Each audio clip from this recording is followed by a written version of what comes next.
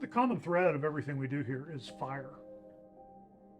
Fire was the one chronic presence on the landscape that created the conditions that we're now trying to recreate. I'm Bobby Klumps. I'm Stewardship and Fire Manager for the Nature Conservancy's Virginia Pinelands program.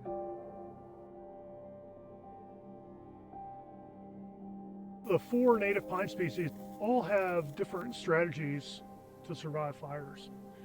And each of those strategies is really linked to the intensity and the frequency of fire that they're exposed to.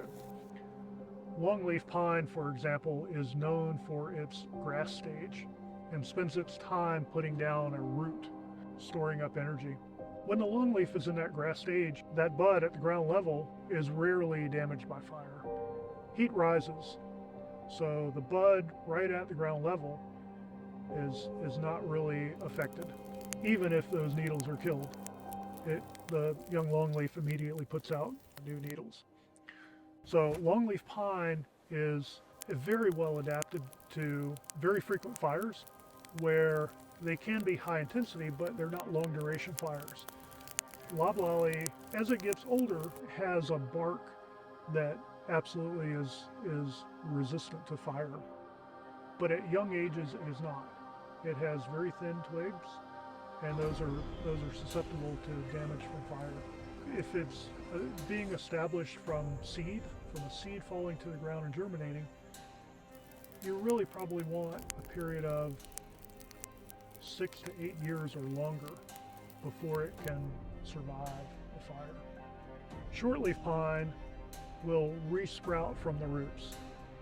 That's different from loblolly, that's different from longleaf. That ability to resprout gives shortleaf a real competitive advantage in that it can be burned and immediately start sending up a new shoot. The last pine that I mentioned is pond pine. That is found in the wetter sites. Because they don't burn frequently, the debris can accumulate for many more years. Pond pine's adaptation to tolerate fire is that from the stem of the tree, a pond pine can burn. You could kill every needle on that tree. It will push out a new branch from the stem, so a new bud. That's a different strategy from most of the other pines.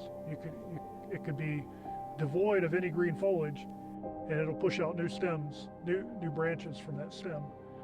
So the pond pine has a strategy for tolerating infrequent, but oftentimes intense fire that may occur on an interval of 10 to 30, 40 years.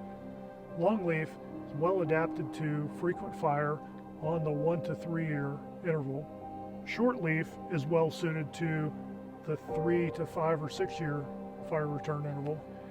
And then the loblolly I mentioned really needs longer time for that seedling to get large enough to tolerate fire.